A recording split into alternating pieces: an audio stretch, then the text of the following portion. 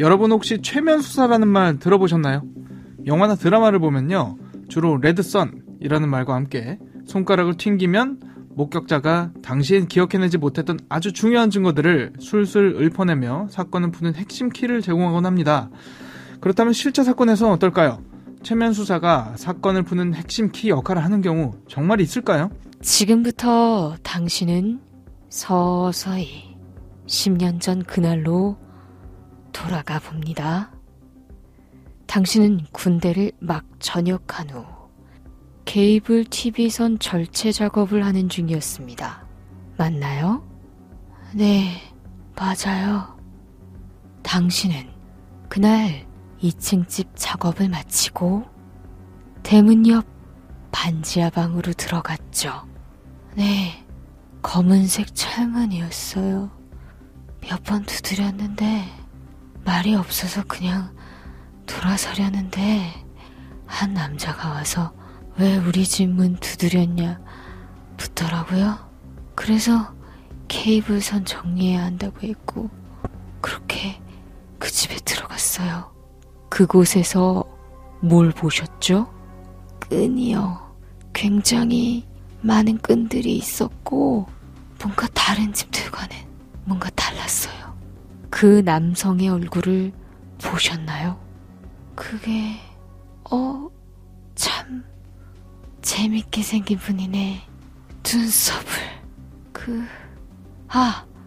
갈매기처럼 눈썹을 갈매기처럼 그렸어요. 지난 2005년 서울 양천구 신정동에서 여성을 납치해 성추행한 후 살해하고 유기하는 연쇄 살인사건이 발생했습니다. 이 사건의 경우 생존자도 있었고 제보자도 몇 명 있었습니다. 앞서 들으신 상황극이 바로 이 사건의 제보자 중 한 명이 최면 수사를 통해 실제 밝힌 내용이기도 하죠. 하지만 사건이 발생한 지 19년이 지난 지금까지도 이 사건 해결되지 못한 채 여전히 미궁 속에 갇혀 있습니다. 도대체 왜 그런 걸까요? 오늘 사건 엑스파일에서 이 사건 자세히 들여다보겠습니다.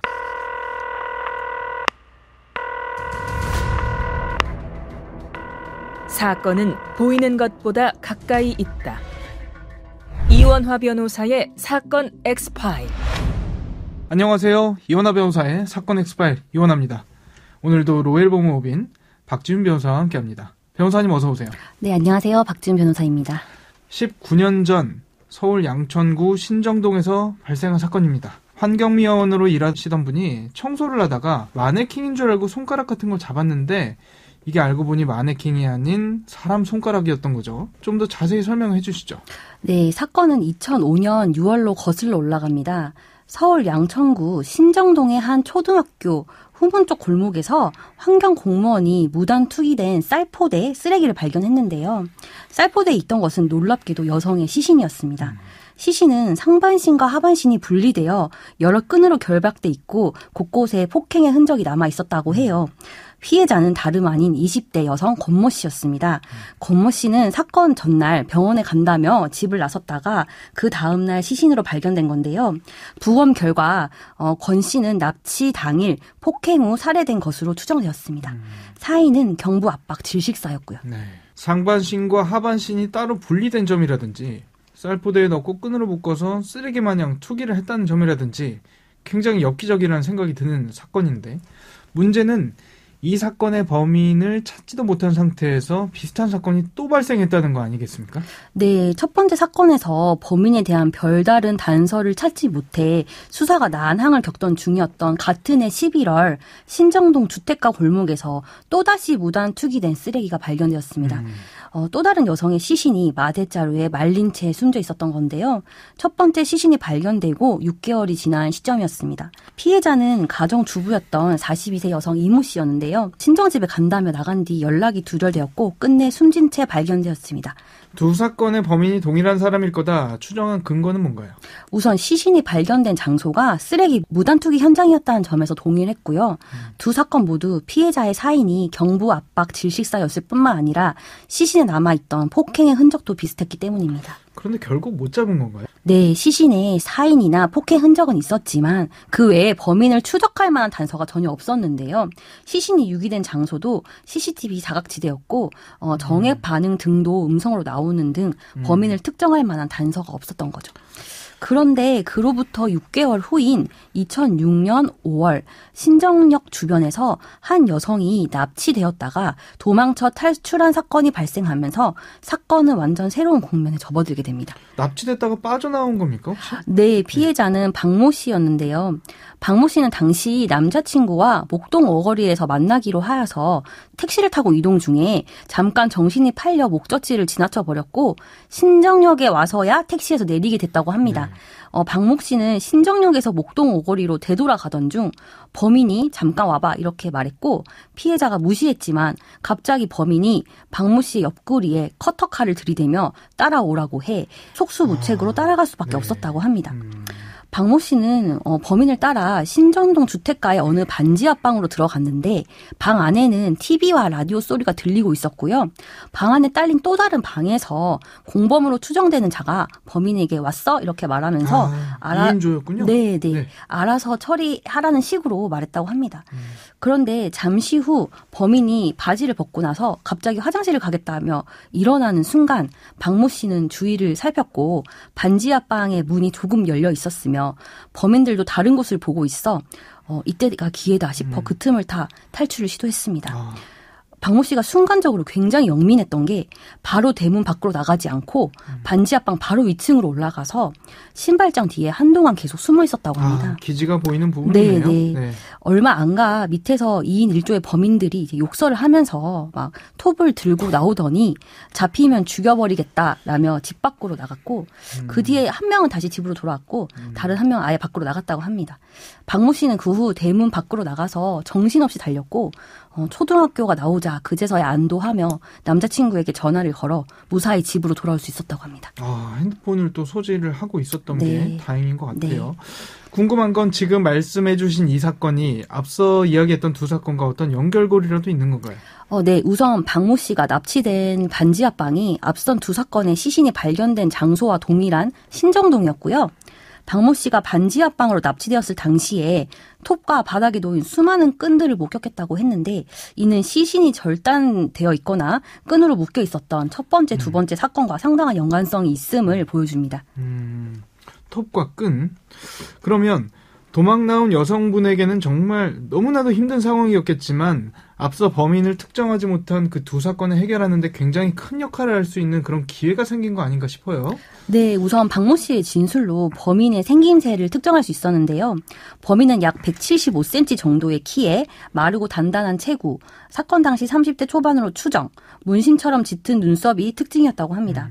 또한 박모 씨가 납치된 장소는 2층 빌라집이고 반지하 바로 위층에는 문 앞에 신발장이 있었는데 신발장에는 아이들이 만든 듯한 모양새의 화분이 올려져 있었고 측면에는 엽기토끼 스티커가 있었다고 하는데요. 때문에 이 사건은 신정동 엽기토끼 살인사건으로 불리게 되었습니다. 유명하죠. 네. 하지만 박모 씨가 납치된 장소가 비슷한 모양의 주택들이 모여있는 주택가였고 박모 씨도 해당 지역에 살지 않았었기 때문에 장소적으로 기억해낼 만한 특징이 없었습니다. 그렇죠. 게다가 박모 씨는 사건 당시에 공포에 질려 있었기 때문에 납치 장소가 반지하라는 것과 그 위층에 있던 신발장의 엽기토끼 스티커 이 사실밖에 기억해내지 못했습니다. 그렇죠. 정신없이 도망쳐 나왔을 테니까 네. 자기가 어디로 가는지 이런 것도 잘 인지를 못하셨을 맞습니다. 것 같아요.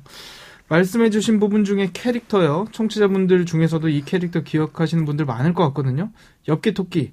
아무튼 2층 빌라집이고 문 앞에 신발장이 있었고 그 신발장에 엽기토끼 스티커가 붙어 있었다.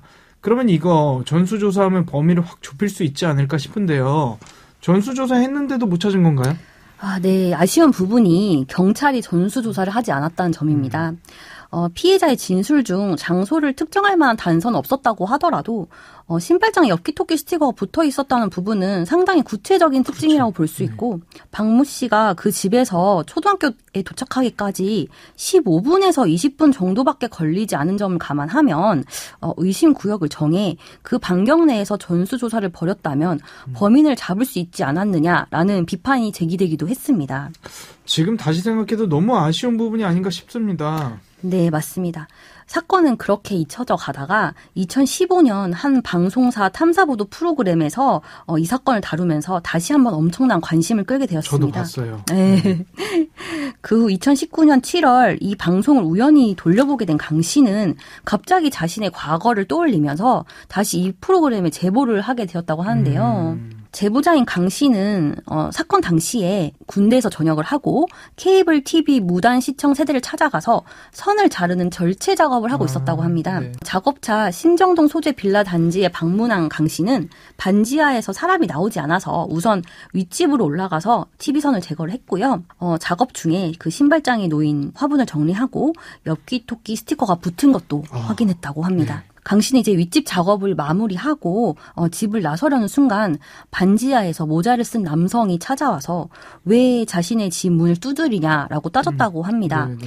이에 강 씨가 설명을 했더니 남성이 반지하에 있는 자신의 집으로 안내를 했고 강 씨가 들어간 집 안에는 노끈들이 바닥에 널브러져 있는 것을 목격했다고 합니다. 노끈이 네. 나왔네요. 그 후 모자를 쓴 남성이 다시 강 씨를 찾아와서 못 쓰는 전선을 좀 나눠달라 이렇게 부탁을 했고 강 씨가 거절을 했음에도 그 남성이 좀처럼 물러서지 않자 강 씨가 결국 남는 전선 일부를 나누어줬다고 하는데요. 제작진은 강 씨의 제보를 검증하던 중에 강 씨의 진술이 피해자 박 씨의 진술과 일치하는 부분이 많고 지난 방송에서 공개되지 않은 사실까지 밝혀 신빙성이 있다고 보았습니다. 네. 다만 범인이 2명이라고 본 박 씨와 달리 강 씨는 그 집에 1명만 있다고 진술해서 차이가 있었고 오래되어 기억을 못하는 부분이 있을 수 있다는 판단하에 강 씨에 대한 최면 수사를 의뢰해보기로 했습니다. 최면 수사 이제 나왔는데 최면 수사라는 게 거짓말 탐지기처럼 법정에서 증거 능력을 갖지는 못하지만 수사의 단서를 찾을 수 있는 보조 수단으로서는 많이 활용이 되긴 하죠. 네, 맞습니다. 법체면 수사라고 하는데요. 법체면 수사는 주로 목격자나 피해자를 대상으로 이루어지고요.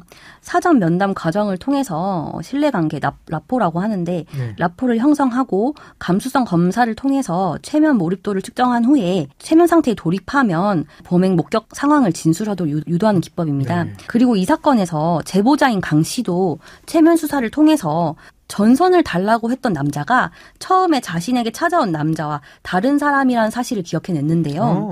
전선을 요구한 남자는 재미있게 생겼다라는 말과 함께 눈썹이 짙고 눈에 아이라이너를 그렸다라는 특징도 기억해냈다고 합니다.